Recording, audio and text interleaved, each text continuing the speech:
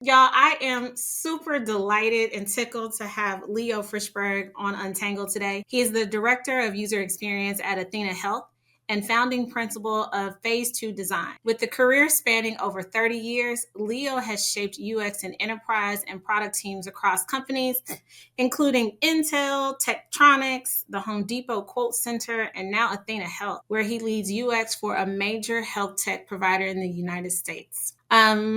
I don't know if I'm going to go into this next part because I think I'm going to let you tell it. But everybody, welcome Leo to the show. Thank you for joining me today. Hey, thank you. It's really a pleasure to be here. Really, really appreciate it. As I was telling you before, I'm super excited to chat with you. Our initial conversation was great, and you just tickle me. My audience is mostly UX professionals, kind of all over the span of their careers, early stage, old heads like me. And if we could start with, can you kind of tell the audience who you are? And let's talk about your journey into UX. Hi, everybody. My name is Leo Frishberg. I use the pronouns he, him, and I am a dyed-in-the-wool designer. And by that, I mean I started my life as an architect, and I've brought a lot of that architectural thinking and training into almost every job that I've had. So I'm a father of two. I'm happily married. I'm living in the Pacific Northwest.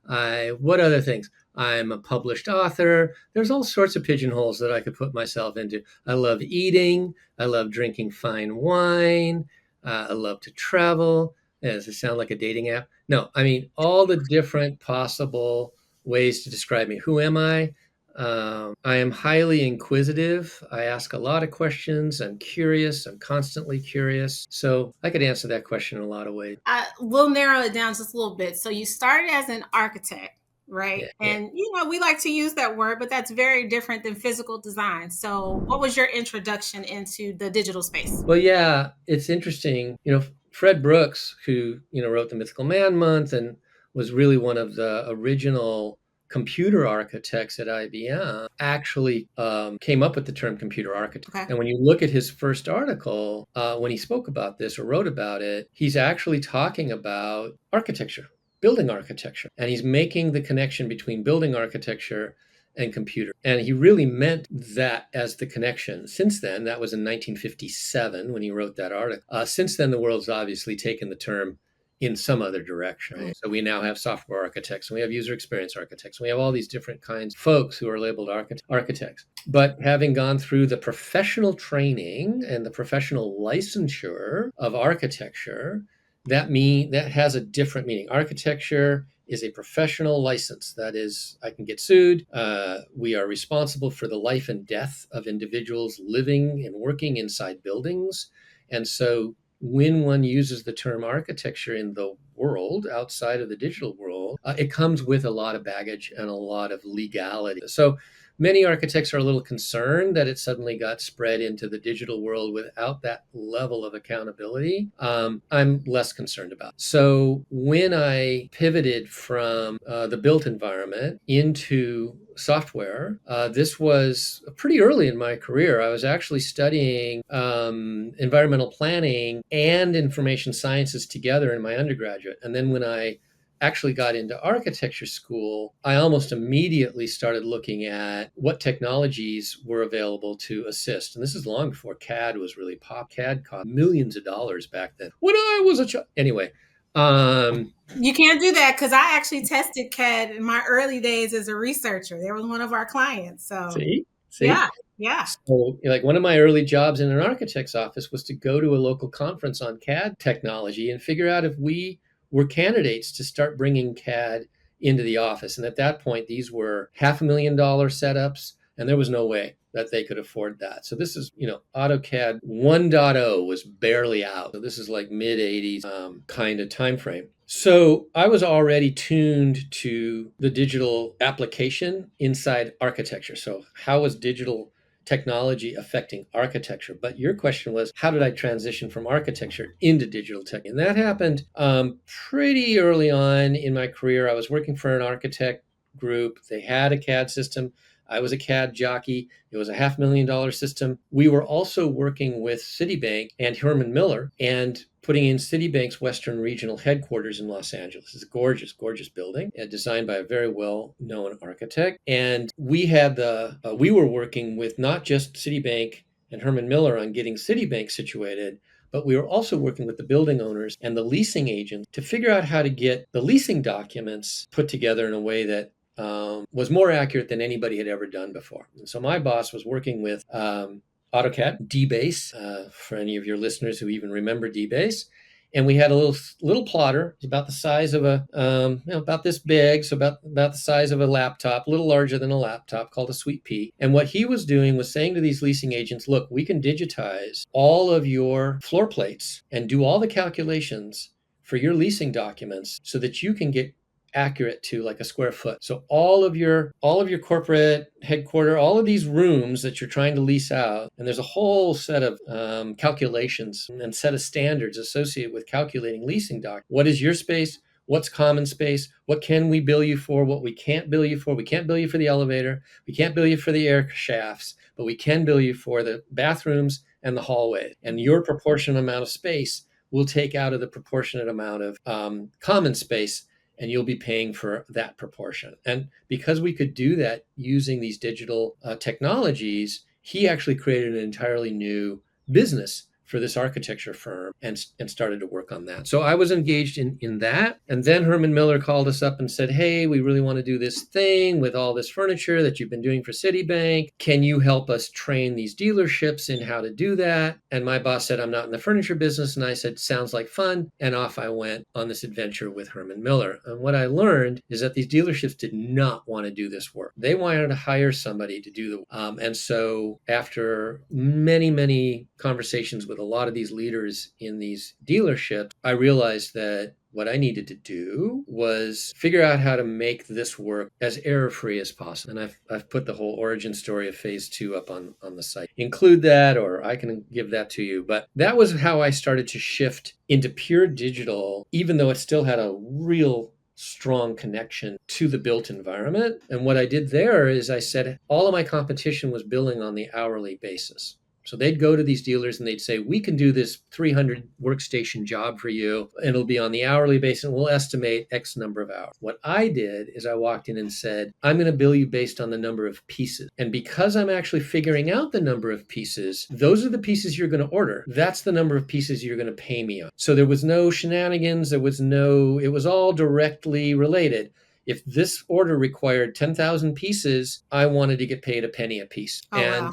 And we agreed on the terms of what the cost per piece was going to be up front. And then I delivered the specification and the takeoffs and all of that. And because of that, if the job changed, we're going to not do those 16 areas, so there's only going to be 150 workstations, not 300. I say, fine, I haven't worked on that stuff yet. I'm still billing you on a per piece basis. It doesn't change our terms and conditions. If I was doing it by the hour, I'd have to put in a change order. We'd have to figure out no. It was really simple. I'm billing you by the piece. Here's what the piece cost to do it. At the end, we'll figure out how many pieces there were. You're going to pay me for that. Meanwhile, you're going to put the order in to Herman Miller and get the pieces shipped. So that worked out. And I ended up building a system that was what I call a single right system. And whereas before, these dealerships were putting they said 20% into contingent. So if it was $1 million project, they were putting $20,000 worth of product sitting in a warehouse. And at the end of the year, if they didn't need the product, they'd do a fire sale and sell it. Okay.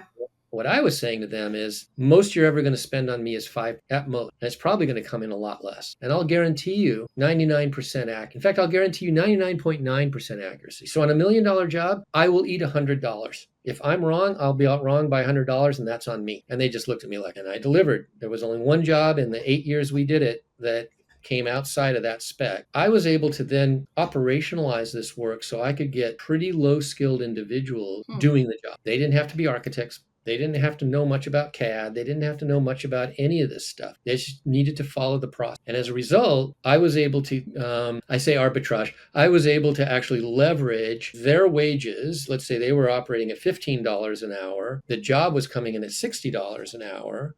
So phase two was making $45 for every hour that my employees worked. Meanwhile, the job was coming in way cheaper than these dealers could do it themselves or than any of my competition was doing. So it was a win-win-win all the way around. And for me, this was the first lesson, really, even though I'd been living with computers since I was a child.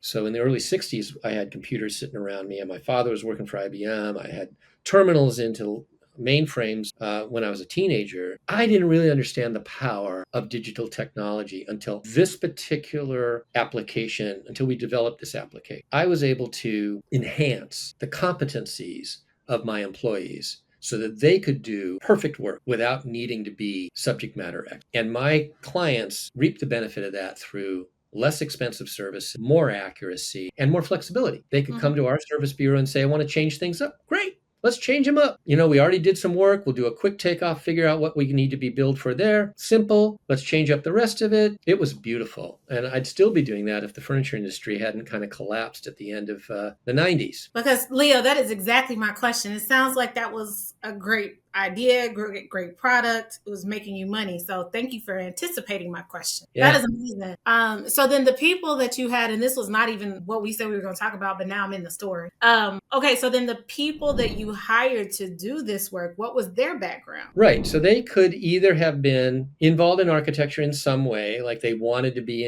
maybe they were designers and they wanted to work for an architect. And so now they're working for an architect, so they get that experience. But I had others who were just trying to remember. Some of them came out of the dealers and they said, oh, I'm a salesperson, but I really want to get involved in this thing. And it looks like you're really doing some interesting work. Some of them, I had a Russian refusnik. So in the 80s, when the USSR was preventing the emigration of people out of the Soviet Union, there was a whole group of folks, predominantly Jewish, who were not permitted to leave the country, and they were called refusnik. And what they were doing is they were not able to even do their job. Like some of them were highly trained. They were radiologists, they were doctors, they were high-tech folk. But because they had applied for immigration, a visa, they were now being told they couldn't do their work because they were going to emigrate. But then they were being prevented from emigrating. And so they were hanging around in Moscow for like years, like living on welfare. And it's terrible. This family got out and they were both doctors. They were extremely smart and they had 3 sons. And their oldest son was looking for a job. He was 20 years old. He had taken some courses in computer technologies. And I thought, this is what I need. I need somebody who can help me on the computer side, but who can do this work. And so Max stayed with us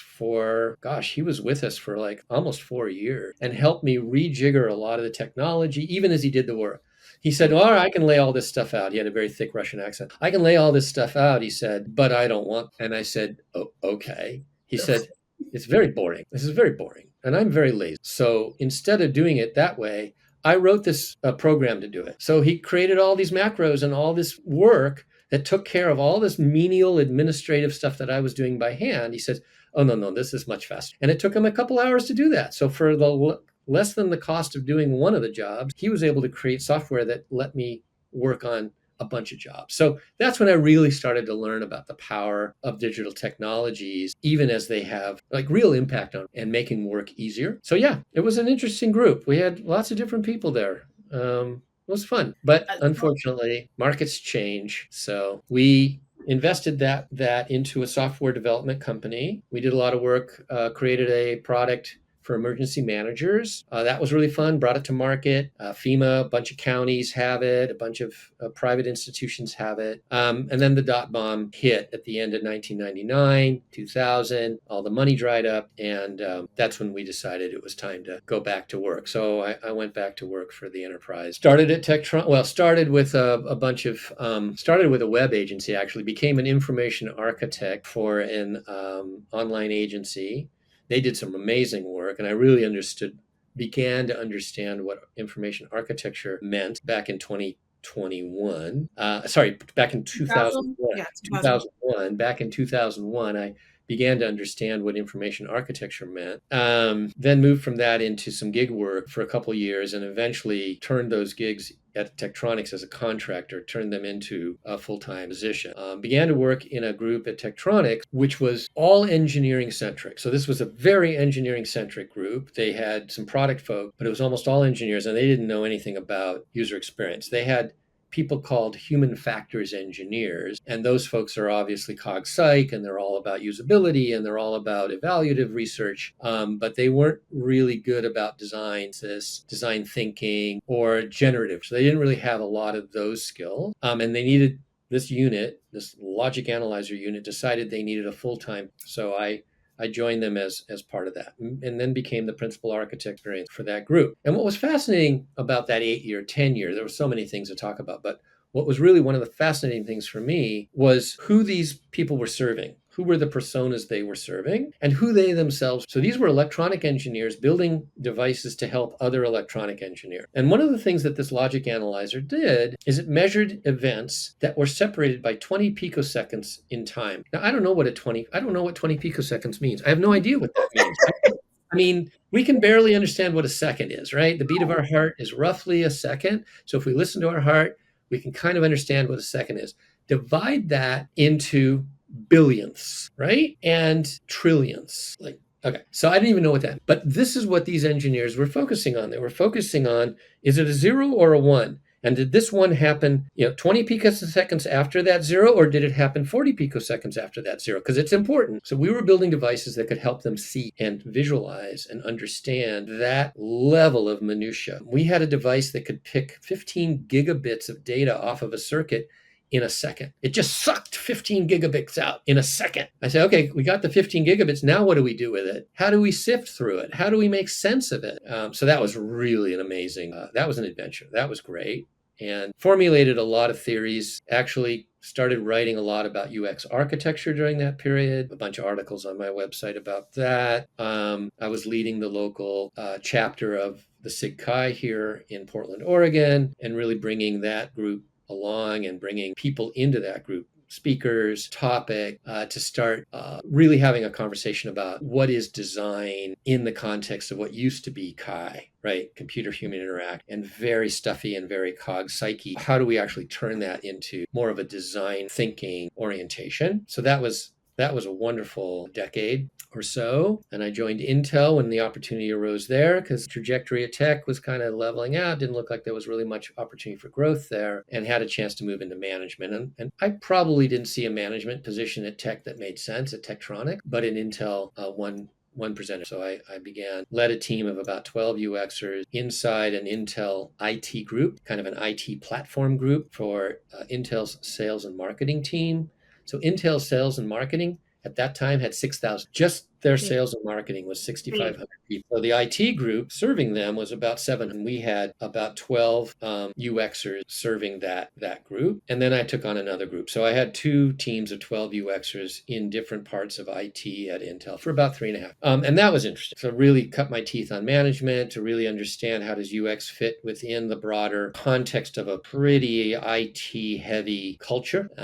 Anyway, I could go on. Is this where you want me to go, or is... This is perfect, because my takeaway, I know a lot of times when we talk about UX, there's always we talk about it like tech or developers and all of those people don't get us. But if you really think back to like how all of these things happen, that was a very close relationship, one where I didn't have to understand your job to understand there was like some reciprocation here, like we could help each other. But I think that's an important thing to like call out. Like, the gap that a lot of us feel today is relatively new, right? It's not always been that way. Yeah, let me tell you another story that happened at Tech, which I thought was pretty enlightening for me, which I think might be still relevant today. So I'm there only about 3 weeks, and the product manager for this whole unit, who'd been with Tech for 20 some years, used to start as a sales guy and had become a product manager. He said, I'm so glad. And the fact that you're an architect is even more, it's like, it's so great that you're here. And I said, great, why? Like, what's going on? And he says, okay, here's my problem. I'm the house, and I'm trying to get a house designed and built. And what I've got is a bunch of contractors. And these contractors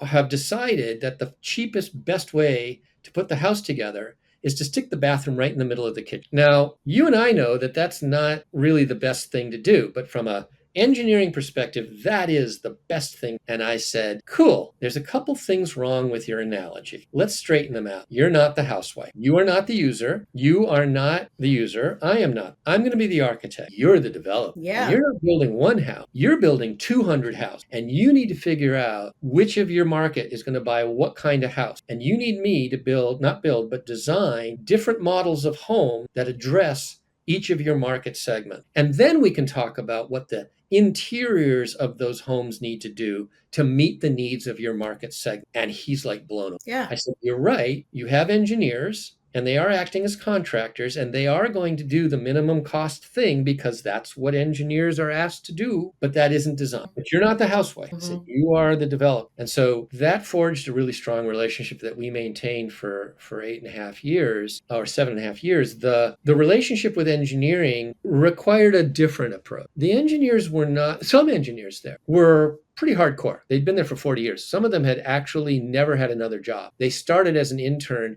before they graduated high school and they were still there. So they were pretty deep into it and they didn't think any, bright young kid was going to tell them what needed to be done. They knew absolutely what needed to be done and don't think twice. I thought, okay, so how do I earn their respect? How do I get them to play? And that was actually the genesis, well, if not the genesis, but certainly the evolution of my design thinking treatise that turned into this book that I eventually got. And so I used them as a laboratory to test whether what I had been thinking, even as early as architecture school, about this design thinking approach was, I'm getting some echo. I don't know if you're getting some echo, but. I don't hear it, but. Okay, it's done.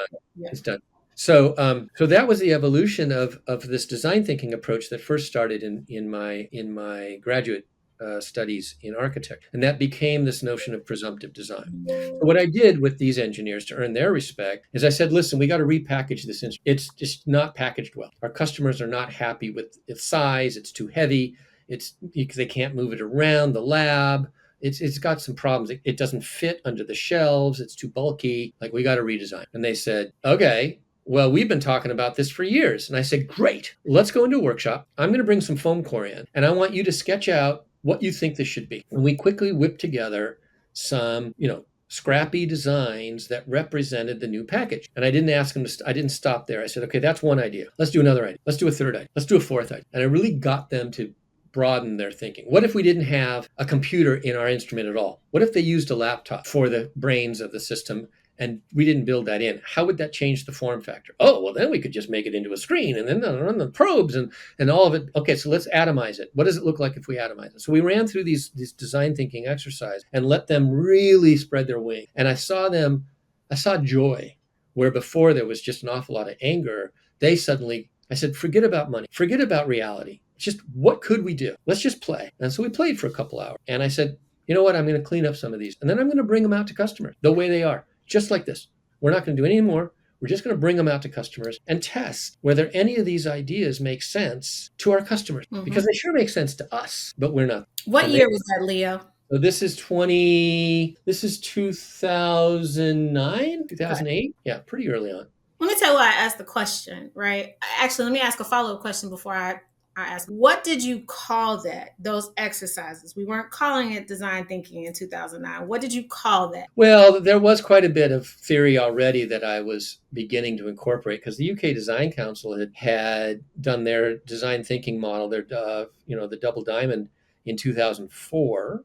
Okay. And as I was studying what UX architecture could be, because my boss says, oh, you're going to be the UX architect. And I said, I don't know what that is. That doesn't exist. There's nobody out there I know called the UX architect. And I went on to a bunch of forums, right? This is not like social media. There's no social media. There's no internet as we know it. You didn't have a Reddit? You didn't have a Reddit? Oh, it was not a much of Reddit. I saw Reddit, but there really wasn't much going on in Reddit that was, suitable for work at that time. And so I went on to some of the forums. I went on to the IA forums and so forth. And I said, hey, anybody call themselves a user experience architect? And everybody just looked at me like I was nuts. You have too much time in your hand, buddy. I'm thinking, okay, great. So I was reading a lot. I was reading Bill Buxton's work, and he's got a bunch of published stuff. So design thinking was around, and I was reading as much as I was just reading, reading, reading. So what did I call this? Well, the first paper I wrote on this, I called it the barf method of design. But that's a little too colorful. That was a little bit too earthy. Couldn't quite make that branding wasn't going to fly. Then I went into ruminative. Maybe it's the ruminative note. Well, it's a little highfalutin. Ruminants have 7 stomachs. Okay, fine. But, still a little too geeky. I eventually landed on the term presumptive design. We are being presumptuous in our offering. We're creating a presumptuous offering for folks to poke at. We're giving them a straw dog to poke at. And in doing that, we permit them to be critical in their thinking. And we don't have much investment because we haven't spent a lot of time. I just threw a bunch of crap together. I created a Photoshop thing. It really didn't take a lot of time, maybe, I don't know, 6 hours to put this stuff together. So we had no investment. If we got it totally wrong, nobody was going to worry. So I called it presumptive design, and that eventually became the title of the book. Along the way, as my co-author Charles Lambden and I were building the book, this is much later on, this is 2024, we talked to a bunch of people. Turns out this has been around a long time. Mm-hmm. This presumptive design process we did not create. I did not create it. I independently discovered it. One of the women at IDEO, Susan, whose last name escapes me, but she's in the book, at least she's mentioned in the book, called these sacrificial concepts. So can we put a concept together that we're ready to sacrifice because we don't have an investment? And in doing so, can we provoke the right conversation about what it should. There was another guy out of the East Coast whose name escapes me. He called them prototyping, which doesn't roll off the tongue. So this was a case where he was saying prototyping, but in a provocative way. Could we create prototypes that provoke? Right? So it's been around. There's a whole bunch of people who say, I do that, but I've never had anybody write it down. Right. I said, okay, so we wrote it down. So now we have this playbook that people can follow to do this kind of work. So that's what I called it in 2008, earned their respect, and then was able to show, certainly the software engineers that I was working with, how we might rapidly gin up something before they decided to build it.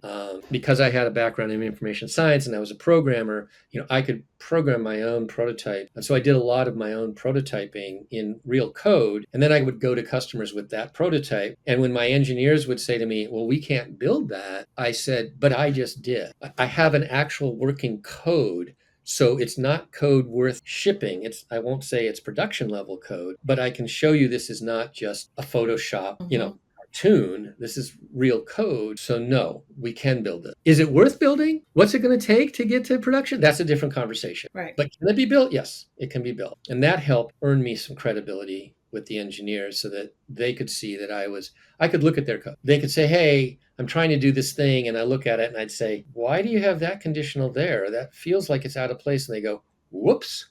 And so there was some respect earned in that. So Leo, then here's my follow-up question to that, right? So in 2025, somebody somewhere listening to us has had a conversation where they're trying to put this into their process. Yeah. So one, I find it hysterical, right, that we're still always working so hard to get that into the process when we know it works. We know that, right? But what advice would you give to those professionals who are coming up? Pick a book, right? Any of the books that we have now, trying to get that into the process. So this is the one sentence zinger that I usually say to the agilists, the software agilists who say the only thing that matters is real code. The only value we bring to our customers is when we deliver real code. And what I say to them is, I can sketch a bad idea far faster than you can ever code it. So why wouldn't I get a bunch of bad ideas in front of customers as quick as possible? And that, I think, is the essence of where design thinking plays a role certainly in engineering-centric companies, right? Mm-hmm. If engineering is worrying about the least cost way to deliver something, my question to them is, why do we know that's the right thing? How do we know that's the right? Oh, that's product's problem. They told us that. Okay, fine. Then I go to product and I say, how did you decide that this is the right thing to build? And they go, well, we did all these quantitative surveys. And okay, then it probably is. Like you probably did put the right effort in. What was the problem you were trying to solve? Oh, it's this problem. Do we know that's the right problem? Because your surveys were about the solution, but not about the problem. And so I began to work, certainly in manufacturing, which is generally a waterfall process just because moving atoms is expensive. And so you want to make sure you're moving them only once. And building a manufacturing line takes years. And so you want to make sure you're actually manufacturing the right thing 5 years in advance of actually delivering. So in manufacturing environments, which are very risk averse, very waterfall, you have these folks called program managers, and they have this very waterfall process. There's a charter, then there's a design development, then there's designer, then there's delivery. I learned to work my way upstream to the charter milestone, in which the only investment they've made is in a program manager who's working with the general manager saying, we think we're chartering a new initiative. Great. I got in there right when they were trying to write the charter and say, I think we need to put something in here about risk reduction for, what the problem really is. And the general manager's going, great. Anything we can do to risk reduce early is great. Love that word. Yeah. Right? And so then I started to take this idea of risk reduction through the waterfall process. Where can I add value by reducing risk at every step of that? It turns out Agile is not that. If you look at the double diamond, right? If your listeners are familiar, it's been around a while. The UK Design Council kind of formalized it, but the earliest I've seen is a Bill Buxton reference to Paul Lassault book written in the 70s. He's an architect, where he talks about divergent convergent thinking. And so we see those two diamonds showing up in a sketch in this Lassault book. So we know that the front diamond, the left diamond is, around discovery and then definition. So we look at divergent thinking for discovery, then we look at convergent thinking for definition and meaning and storytelling. Then we get to a choke point and we make a decision. Are we going to go forward with this thing or not? And if we do decide to go forward, we're in a new diamond. And then the right diamond is design. I like to say it's design, which is divergent. And we think about all the different ways we could solve this problem. And then it's delivery, engineering. How do we actually deliver on as the convergent cycle? There's different labels for each of these, but those are the labels I use. Turns out Agile is a lovely system for right diamond. It's fantastic. It reduces risk. It does all the right things. It right? There's nothing to say about it. And so what I found myself this at Tektronix, and I found myself Intel. Luckily, by the time I got to the Home Depot, I had learned to stop being in the right diamond and trying to fix left diamond problems in the right. Absolutely. And so what I learned at Tektronix is, we're about to deliver something to customers. I'm doing usability testing on it. It's not even something they want. It's not even solving the problem that they want. We are so late. We are like 5 years late. That's got to be bad, right? And the same thing we were building internal products for our sales and marketing team, but they weren't talking to even our internal people early on to figure out what the problem was. They were talking to them after the fact and getting beaten up because the solution wasn't even solving the problem there. So that's where I began to position UX as a value offering. I had a VP at Intel say, I want you to go out and figure out how we're going to build this video teleconferencing system for our engineers. Because our customers who are engineers want to talk to our salespeople using a video teleconference system. Now, today, that's like trivial. Everybody's doing it. But in 2012, that was magic, right? Woo-hoo! The product was called Blue Jeans. You made us global. Yeah. Right? Big deal. Right. Today, nothing. Then it was big deal. And so I went out with an Elmo doll and a picture frame, and I went and talked to these bench engineers, and I said, here's your video teleconferencing system. Talk to the doll and tell me what you want to talk about. And they said, I don't want that. I said, what? They said, that's not what we asked for. We want access to, the technical sales engineers through our own channel. But it doesn't have to be a video conferencing system. It can simply be a dedicated channel for us to have that conversation. So I went back to my VP and I just said, okay. She said, what'd you learn? I said, I just saved you $10 million. And because she laughed. That doesn't even have to be video at all, right? That feels like, of course, because whatever the product requirement was that came through the game of telephone to her got munged. It just got completely munged. But because they start talking about a solution, they stop talking about the problem. Exactly. And so this presumptive design process is really around putting eyes on the problem by bringing a solution to the problem. Elmo in a frame. Hey, that's the solution. You want Elmo in a frame, right? What the hell are you talking about? What? Oh, that's not your problem? No, my problem is access to the technical engineering team. That's what I need, is better access to the technical engineering team. Okay, I can solve that problem in 1,000 different ways. I don't need a video teleconferencing system to solve that. What's also I hope people take from that is one, people can get upset at me, but I find it hilarious when UXers can't take criticism, right? Because that is like what we do. But what I took from that is, and I hope everyone else does, is sometimes you have to put up what they don't, For right? sure. Sometimes people just have to see and say, you know what? No, wait, no, no, no, let's walk that thing back. And it doesn't always feel good, right? Which is why you shouldn't invest a whole lot of time into what that thing is, but it doesn't always feel good. But it's people, when they see something they don't, they can start to articulate what they do, right? And Exactly. what they're really trying to do. Exactly. And so bringing it to today, that problem still exists today. I can walk into any organization. I can ask them, what are you working on right now? Oh, we're building this Fribowitz. Great. What does the Fribowitz do? Oh, it does all these things. How do you know that's what your customers want? Oh, we have all this market research. Great. Let me look at the market. Have you talked to any of the users? No. Okay. Well, there's some risk there. You might have some risk right now because you aren't actually talking to the folks who need to use this thing. Would you mind if I go out and talk to them? And if you allow me to go out and talk to them, I will bring with me artifacts that are your best guess of what it is you're going to be delivering without giving any away trade secrets or anything. That's just we'll mock something up. And you can come with me. I want you to come with me. In fact, I want you to choose who these people are. I'm not going to stack the deck. It's a magic trick. I'm going to have you stack the deck. You tell me who I should talk to. You tell me what I should bring out there. Okay? Now, my only ask of you is you don't open your mouth. You don't get to say anything. We'll debrief over alcohol or lunch or whatever.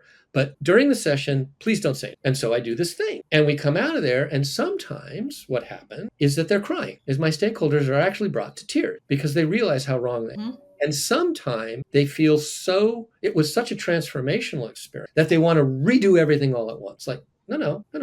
This is just one user. Let's go talk to a few others. Let's not get too excited, right? But they begin to see why there's risk baked into their system and why should the first thing that their users see is the thing they spent $10 million building. So another thing that Fred Brooks used to say or said is published in the Mythical Man Month, I think, is you should expect to throw the first.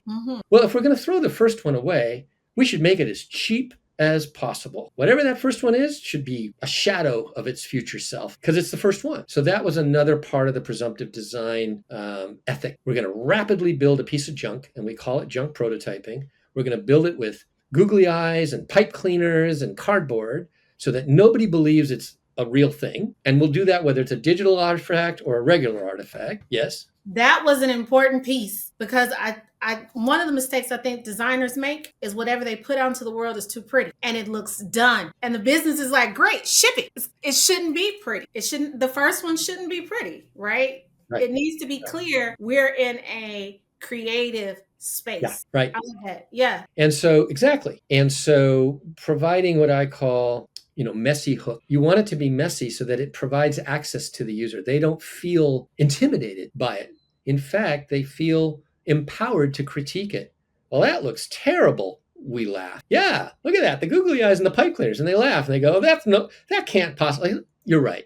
Clearly, that's not going to be the thing. But let's pretend that it is the thing. Now they have access. Well, they say, well, that googly eye, I think that's a button. Oh, okay. Tell me about the button. What does the button do? Oh, well, I need a button to do the thing. You need the button to do the thing? What's the thing? Tell me about the thing again. I don't remember hearing about the thing before. Oh, yeah, we have this whole thing. Now, we could have been talking to them for an hour. They could have given us a tour of their facility. They could have walked us through their roadmaps, and we never would have heard about the thing. But suddenly they see a googly eye on this stupid junk prototype, and they go, oh, yeah, it's the thing. Like, we got to work on this. That's the thing. I'm going, okay, let's talk about the thing. And that would never have come up if we hadn't offered them this artifact for them to critique or to respond. And also created the opportunity to talk about it. Right. Because we go so fast and we don't stop and talk about it. But if you offer them something pretty, back to your point, there's no hook. There's no way to climb that wall. It's too slick, right? But if you give them all these hooks, then they can stop and go, what the hell is that? And they go, well, what do you mean? They go, well, it's a button. It's not a button. It's a googly eye. Okay, it's a button. Fine. So what are you going to do with that button? Well, I don't know. Why is there a button there? It isn't a button. It's a googly eye. What could it be? And they go, well, if it isn't a button, then it's a readout. Okay. What do you need the readout to do? Well, I need access to all this information. Okay, let's pretend that googly eye is a readout. Tell me more about that information. We went out while I was at Tektronix. This was the last thing I did before I left. I have a paper that I can't publish. I couldn't publish. I probably can publish it now because the unit is no longer in existence. But at the time, there was too much trade secret stuff. So we went and talked to a bunch of electronic engineers, and I ran them through a series of exercises. I said, give me a blueprint. Show me your schematics. Great. The schematics of all your circuits. Great. Label all your circuit. Tell me what type of thing is going through that circuit. Oh, this is, this is the Thunderbolt circuit, and this is the serial circuit. And they gave us all these. Great. What instrument do you use to investigate that circuit? Oh, I need an oscilloscope. I need a logic analyzer. I need a spectrum analyzer. Great. Got it all figured out. We got it all. We got it. We're good. We're good. Great. Then we ran them through an exercise that said, here's the feature of a new instrument. Doesn't exist in the world. Here's this magnetics exercise, which is an interesting way of teasing out requirements. And we walked them through this exercise. There were a ton of requirements, and they had to pull them from the magnet card over to this little board. And there were too many requirements to fit on the board. And so they had to make a forced choice decision about which things to put on them. And they're going through this, and they're reading all the different requirements, and they're thinking about what they want this dream instrument to be. And they suddenly stop. The first guy stopped. They were almost done. They stopped, and he says, wait, I forgot a circuit. You forgot a circuit? Yeah. Okay. Can I go back? Of course. He goes back, identifies the circuit. What do you use to test that circuit? We've got this thing we use. Okay, great. Now that you've got this additional circuit, does that change what you want to do here? Yes, because we told them to pick 3 circuits they wanted to work on. They pulled one of them out, and they said, no, we want that circuit. Okay, great. So you got 3 circuits, and you're going to do the magnetics exercise now on these 3 circuits. Yep. And we proceeded. So we left that session. We went, that was weird. That was pretty weird. And we went into the next session a couple of days later. Same thing happened. They went through the first 2 exercises, got to this magnetics exercise, and realized they'd forgotten a circuit. And not only had they forgotten a circuit, they had forgotten the same circuit. We did this with 10 people. 8 of them had the same effect, to the point where the product manager was saying before we walked in, bets? I said, I'm not betting.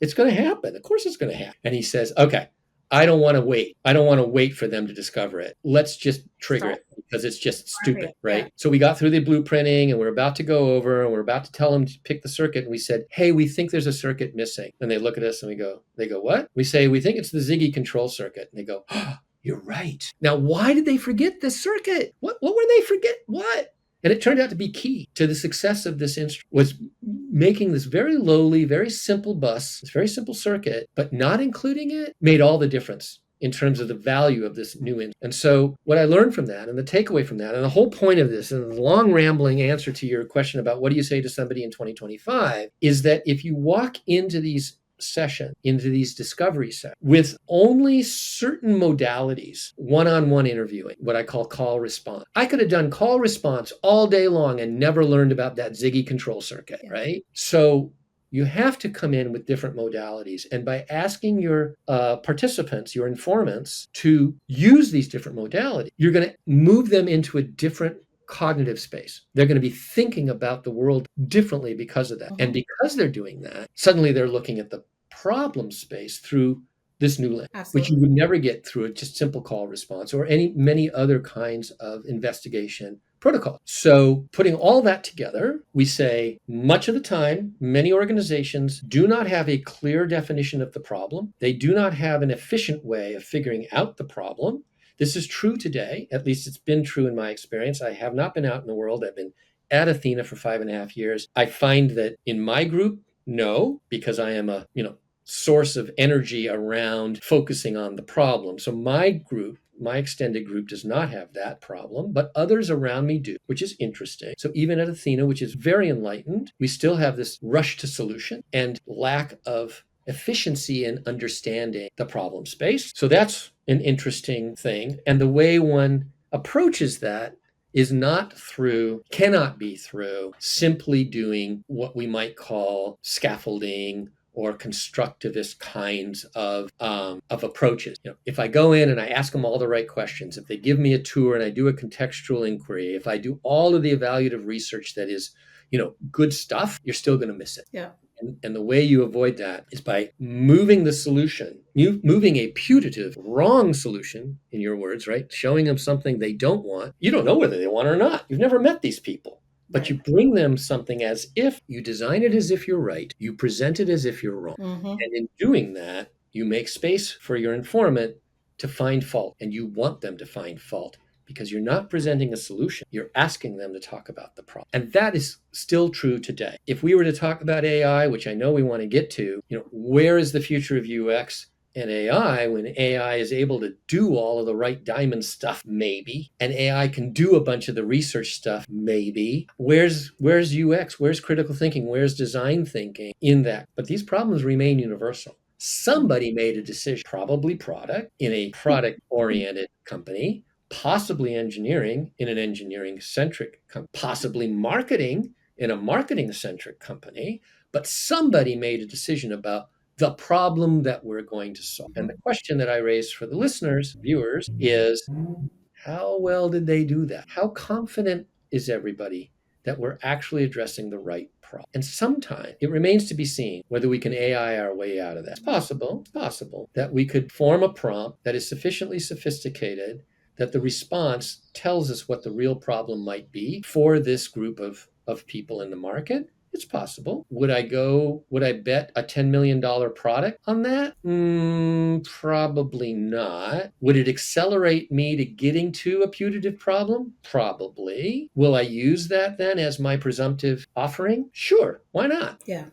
So as a partner, as a tool that can accelerate some of this work, I can see AI being extremely helpful. As a usurper of the work we do, sure. If we are doing design work using a design system in Figma, Figma Make can probably do what we want it to do pretty fast. And we just need to be really good at the prompt. Does that mean an engineer could take our job and be really good at the prompt? Yeah, sure. Obviously, we could pick anybody out of the crowd and say they could do that. But I submit that the designer's eye remains a critical piece of this loop. So when I see my team experimenting with Figma Make, and we laugh because we see how horrible it is. Could somebody without the designer's eye make that judgment call?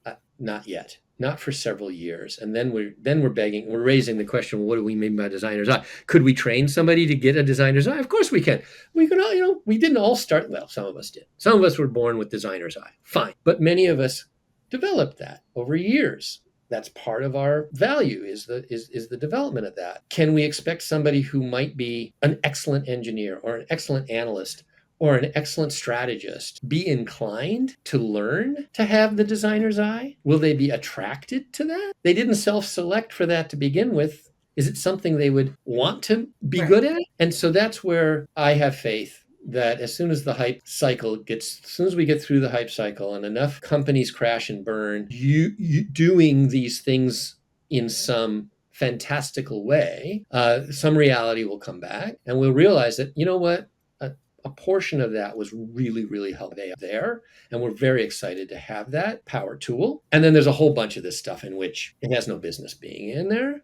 Right. And we now need to be better at our new job, which is quickly getting it to do what it needs to do, and then quickly being able to take that and turn it into something that is market ready, production ready, appropriate for our. I'm not worried. So that was one of the questions that I asked you before, and I have sat with your response specifically because you told me a story about your Uncle Abe. So with the time that we have left, can you share your story about Uncle Abe? I think the question that I asked you is something around AI. Are you worried about what's going to happen? It was something around that, and you told me about your Uncle Abe. So can you tell that story? I can, and I will. And this is framed also in the context of Cooper. So when we think about personas and we think about context scenarios and sort of the Cooper approach to design, and you all can go look that up. They're still around in San Francisco. Great design group. One of the things that Cooper says when you talk about personas is technologies are going to change but the human condition remains pretty blank. We haven't changed a lot in 100,000, right? And so you might need to travel and you might have a supersonic transport or you might have a hot air balloon. But the fact is, you might. So that's the context of this story. So I'm talking to my great Uncle Abe. It was in the mid 80s when I was doing this service bureau that I mentioned at the top of the conversation. And I was also selling personal computers as part of that unit. So we were buying and selling a lot of computer equipment for our own use. And as a result, we made some of those purchases available to customers. So we're at a little party, a family party, and Grandpa Abe at that time, I think he was probably 92, short little guy, and gray haired, balding. He lived to over 107. He was taking care of his older brother at the time. Still walked every day. He was a haberdasher. So he sold men's and women's clothing accessories, hats, scarves, rings, ties. This is where he started his life as a haberdasher. And he started in Minneapolis or St. Paul, Minnesota, so deep in the upper Midwest. And this is now, he's telling me this story about how he started his life. But the conversation started. He looked at me and he said, "Hey, I've been reading about all these PCs, these IBM PCs. Should I get one?" And I was just tickled that he even raised the question. I wasn't going to say no. I mean, this guy is like bright, alive. He's with it. He's engaged. He wants to know whether this is something he should get. And I said, "Well, it kind of depends on what you want to use it for. It's a pretty powerful tool, and it's a power tool." And I said, "You've seen so much technology in your life. You've seen the creation of just this entire world of technology. I'm just tickled that you're even thinking about engaging with it." And he says, "That's interesting. You should bring that up. The most important piece of technology that I ever owned was the Model T." And I went, "Okay, let me get a drink because I think I hear a story." This is going deep. Yes. He says, "So I'm a haberdasher, and I run a haberdashery in St. Paul, but I don't have enough customers to keep me in business all year. So I'm a traveling salesman. I have to go out to the hinterland and sell my ware." And I said, "Okay." He says, "So my range was Minneapolis to Fargo, North Dakota. So all the way across the state of Minnesota in a kind of diagonal." He said, "I would leave in early May because the snow was still on the ground and I couldn't take my horse through the snow. And so I couldn't leave until the snow was clear. And then up there, the snow flies in early October. So I had to be back on my way back well before the middle of October. So I really only had about 4 months to be on the road. So in that period of time, I could take the horse and go from Minneapolis or St. Paul to Fargo and back again. And that was my sales territory. And that's what I did. And then I got a Model T Ford." And I said, "Okay." And I said, "Did that extend your range?" He said, "No, there was no reason to go past Fargo. Nothing in North Dakota past Fargo. It was like there was nobody out there. So it would make no sense to get to Fargo or go beyond Fargo. Really, what it let me do is it let me wend and wave my way through the normal journey. Instead of going straight, I could do side trip and I could get to more of the villages along the way, spend more time in Fargo. I didn't have to leave as early because I could make good time coming back. So it extended the amount. It gave me time," is how he characterized it. "It didn't give me more range. It just gave me more time." And I said, "That's fascinating. That's fascinating." He said, "Standard maintenance on the Model T was every 20 miles, you had to take the head off and you had to scrape carbon off the top of the pistons." I stopped mid-sip and I said, thinking about an IBM PC and thinking about how much maintenance that computer needed compared to a calculator or a pencil and paper, like just the sheer amount of IT investment one needed to use a personal computer, I was starting to think like, okay, so the Model T wasn't all that because you really had to do all this stuff to keep it working. I said, "That seems like a pretty big deal." And he said, "Compared to a horse, that was nothing." So for me, that contextualized this advanced technology of its time. The Model T was an advanced piece of technology at the time. Lots of interesting stories about the Model T. But this relative who made his living using a high-tech piece of technology changed his entire business model. And he got it. He figured it out and he did it. Here he was 90 years later, 80 years later, whatever it was, 70 years later, talking to me about acquiring another piece of high technology. And maybe that would be something. That's great. That's great. So then it'll be the last question that I ask you because this is on everybody's mind. So, what would you tell UX professionals today? Like, what lasting words, if they get nothing else from this conversation, what do you hope that they take from this today? So, I get pretty philosophical, as I've mentioned and as you've witnessed, right? So I'm going to go philosophical, right? I'll tell a couple of quick anecdotes just to help understand. I had a different great uncle, different side of the family. He was a made man. He had become a very, very wealthy individual through a variety of things in the 30s and 40s, 50s. And he became the banker for the family. So he was always quite generous in helping us get new starts. If my father wanted to start a new job, he could get a loan. Needed something to help with the house, he could go to Uncle Lou. So he's talking to my Uncle Lou in his fancy offices in Beverly Hills. And Uncle Lou, and he's talking about computers and he's talking about what he wants to do.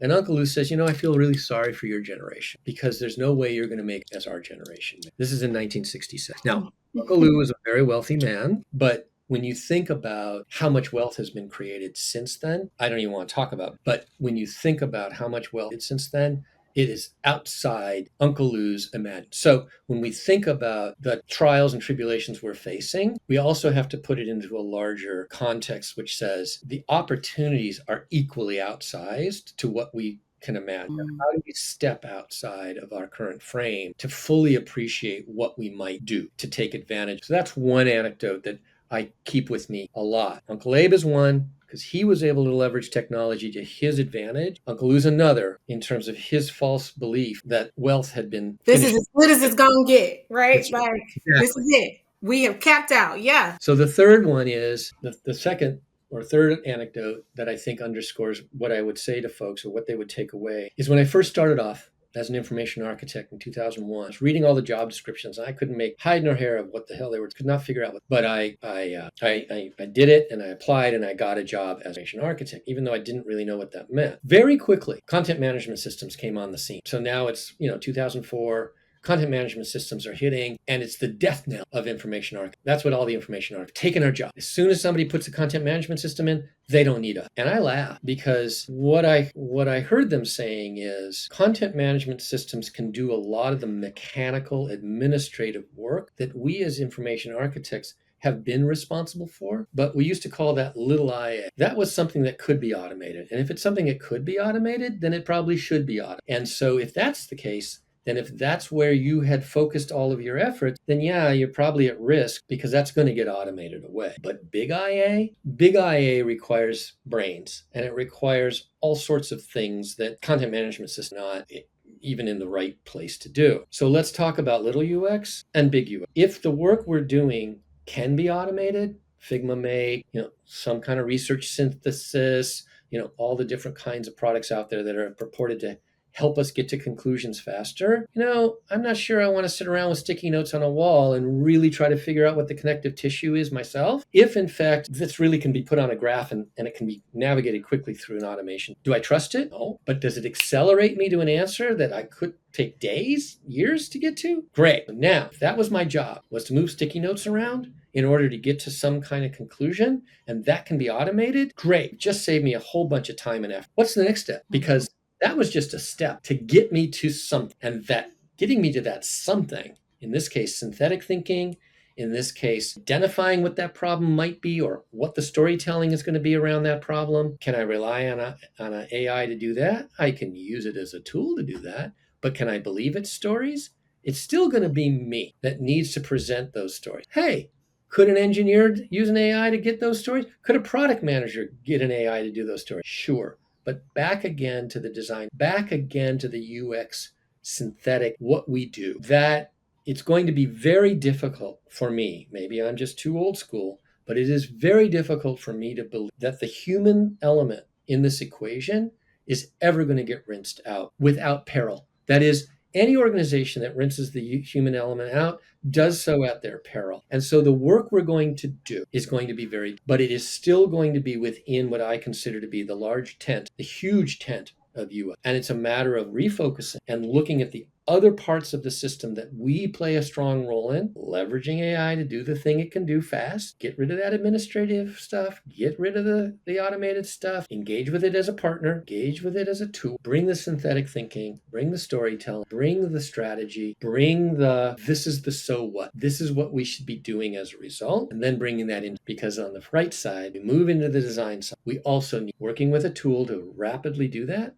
But will we expect a program manager or a product manager or a marketing person or an engineer to actually understand whether this is a good design or not? Not, no. Otherwise, they'd be a designer. I even argue we still need to be here to ask the question because that Sure. would be the step that people would forget, right? Because something else has always done that. So that's great. Yeah, one of the things that in closing, the very micro thing that I think is like it's been getting talked a lot about on social media, and certainly we hear it a lot inside Athena is who better to write prompts than UX? We write prompts all the time. So there's an immediate takeaway, like tactical skill that we can immediately bring to this new technology. Now, I think that fades relatively quickly. Like that's kind of a one trick pony. Like we got to be good at that Yeah. but that's certainly the first thing that we can demonstrate skill at immediately. Leo, you are fantastic. I hope everyone else enjoyed the conversation as much as I did. Again, every interaction with you, I leave smarter and tick every Thank, single time. So thank you so much, Leo. We really appreciate it. I'll share all of your information and let people follow you. It'll be a note from the recording. Okay. of course. And Thanks, thank Leo. you. Truly a pleasure. Look forward to hearing from folks. And thank you again.